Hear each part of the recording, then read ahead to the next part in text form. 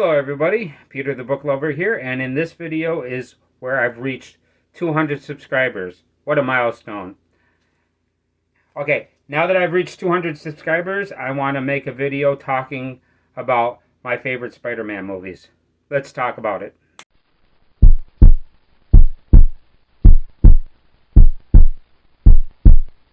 Okay, hello everybody, I'm Peter the Booklover. I like to read books. I like to talk about books, and I like to collect books, and I like to watch movies and talk about movies, so I make videos to where I talk about the books and movies that I watch, and I have a fun time doing it, and there's a couple people that like watching as well, and I finally got up to 200 subscribers, which is a great thing. Now, when I reached 100 subscribers, which was April 24th, 2024, I made a video ranking the Hobbits to where I ranked the 5 Hobbit things: the cartoon, the book, and the 3 movies. And in this video, I'm going to rank the Spider-Man movies, the Tobey Maguire movies, the Andrew Garfield movies, and the Tom Holland movies. So let's get into this. But before I get into the movies, I want to thank everybody for being here. Thank you for subscribing if you subscribe to my channel. And if you're watching this video, I really appreciate you being here. Thank you so much for giving me your time. So let's get into this. Now, I'm going to just rank these movies. There's 8 of them. There's 3 Tobey Maguire movies. There are 2 Andrew Garfield movies. And there are 3 Tom Holland Spider-Man movies. So let's just start out by ranking them. Now, number 8 is No Way Home. It's the Tom Holland Spider-Man movie. But this also features Tobey Maguire, and also Andrew Garfield is in this movie, plus a lot of villains are in this movie. And I like this movie. This is a movie that I still will watch and still enjoy because it's got some great parts to it. But the reason why I have this number 8 is because there was just too much to it. 3 Spider-Mans wasn't my thing, and too many villains. If a movie's got too many villains, you can't really concentrate and make it really intense.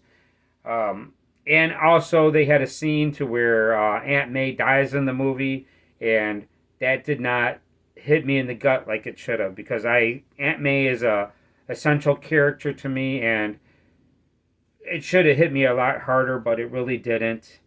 And the story is a little bit goofy, that whole thing to where he wanted to go back in time and erase everything so nobody knew that he was Spider-Man, and he kept changing his mind. It was a little silly to me, so number 8 is No Way Home. But at the same time, I still think it's a good movie. All these movies are great. Now we're going to go to number 7. Now number 7 is the first Andrew Garfield Spider-Man movie, and that is The Amazing Spider-Man. Now, the thing about this movie is, when I first seen this movie, I enjoyed this quite a bit, and I was looking forward to watching it again. And then I watched it again, and the second time I watched it, I didn't like it nearly as much. And then I watched it again, and I liked it less, and I think I've watched this movie 4 times, and each time I watch it, I like it less and less and less. I mean, I do like the origin story, but it's like Peter Parker's not... It's not accurate. He's a little bit too rebellious to be Peter Parker. Peter Parker is more of a rule follower, and Andrew Garfield actually breaks rules a lot in this movie. And it's got some goofy scenes to it. The villain, there are some fights that are great with the villain, but at the same time, there's some goofy parts with the fight with the villain, especially on the bridge, when they have all the cars hanging down, and he goes to save that kid, and he puts a mask on him, and I don't know, to me it just seems so fake. And then at the very end of the movie, when they put all the cranes so he could swing to the building, to the Oscorp building, to me that was a little bit cheesy, because he winds up healing by the time he gets there, so it was kind of pointless. Kind of cool, but not really. I didn't think so. And there's a couple other goofy things. I really wish that the Andrew Garfield movies did not try to include his parents as part of the plot. But yeah, so The Amazing Spider-Man, that is number 7. I still like this movie and I'll watch it again, but like I say, it's pretty close to my least favorite. Now, we're going to get to number 6. Now, all these movies are great, and I do enjoy this movie. This is Far From Home. This is the second Tom Holland Spider-Man movie, and this has got a lot of great stuff. I really love the fact that they take this to Europe and they go to all those places, which is really cool.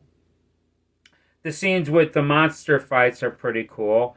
The fights with Mysterio are pretty cool. You know, it's a little bit silly with the love story with Ned and that one girl. And just the premise of that movie is just a little bit goofy, but at the same time, kind of cool. I like the performance by Jake Gyllenhaal. He does a great performance in this movie. And Tom Holland does a great performance too. And I really like this movie, but in my opinion, this is number 6. So the next one is number 5. This is the second Andrew Garfield movie, The Amazing Spider-Man Part 2. And the thing about this movie is when I first saw this movie, I was very disappointed. Because one of the things that really disappointed me the most was the final scene. Because in the trailer, they showed the final scene, and I was really excited to see that. And it was such a disappointment. You know, the scene where he's fighting the rhino and he picks up a sewer lid and he's about to hit the rhino with it. That was the last scene of the movie, and it kind of sucked when you were expecting that to be a scene that you were going to see. And now that I watched it again, it doesn't bother me because I wasn't expecting that. The scene with Gwen Stacy with the Green Goblin and Gwen Stacy, that was a pretty cool scene, and I love that a little bit more every time I see it. There's a scene where the web looks like a hand grabbing for her, which is a really cool scene. Yeah, and I really like the performance of the Green Goblin. I still thought that Electro was a little bit too nerdy and too weird, and he just didn't seem right. I wish Electro would have been a bad guy from the beginning. As a matter of fact, in No Way Home, Jamie Foxx actually does a better job of being Electro in that movie. He's not so nerdy, and he's actually a lot more like Electro in that movie. And that's the thing about this movie.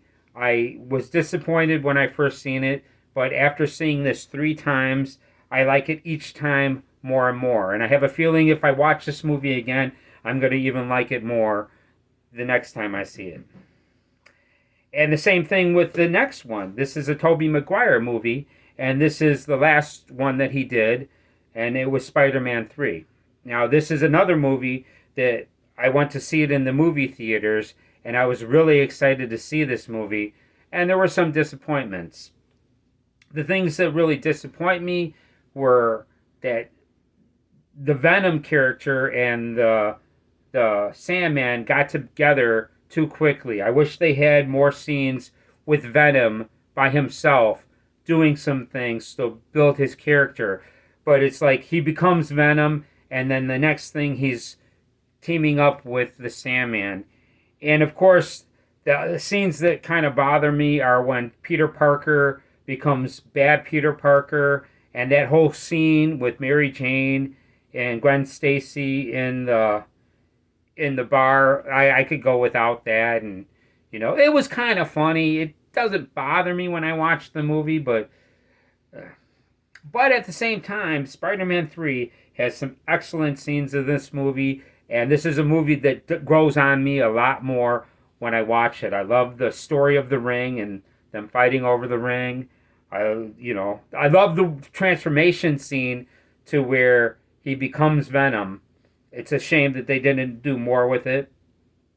And there's a couple other cool scenes, but Spider-Man 3, that's going to be number 4.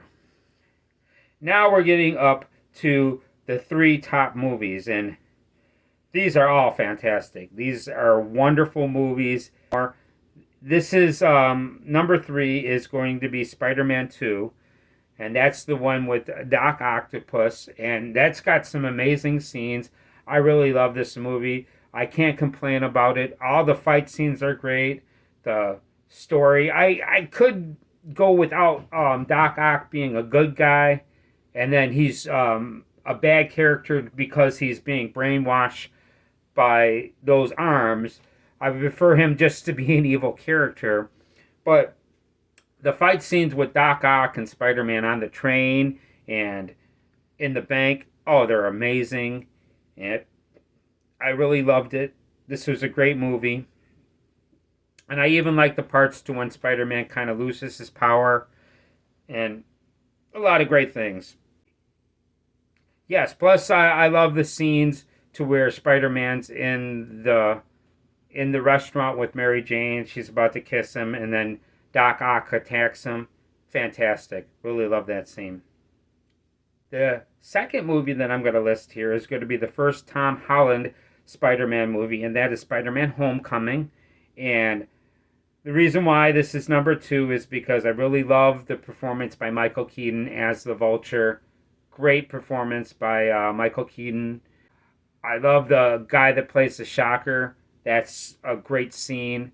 I haven't seen this in a while, but I know that if I watch this movie again, I'm going to enjoy it. I've seen this movie about 3 times, and every time I watch this movie, I absolutely adore it. It's got a lot. This movie is a lot of fun, and I'm glad that I've seen this movie, and I love it. This is the second movie on my list. And we're going to get to number 1. Now, number 1 is, of course, the Tobey Maguire Spider-Man movie. This is the opening up to Spider-Man. This is the origin story of Spider-Man. They did a fantastic job of being an origin story, you know, where he gets bit by the spider when he's taking pictures of Mary Jane. That's such a nice touch. The idea of him actually producing webbing out of himself is an amazing touch.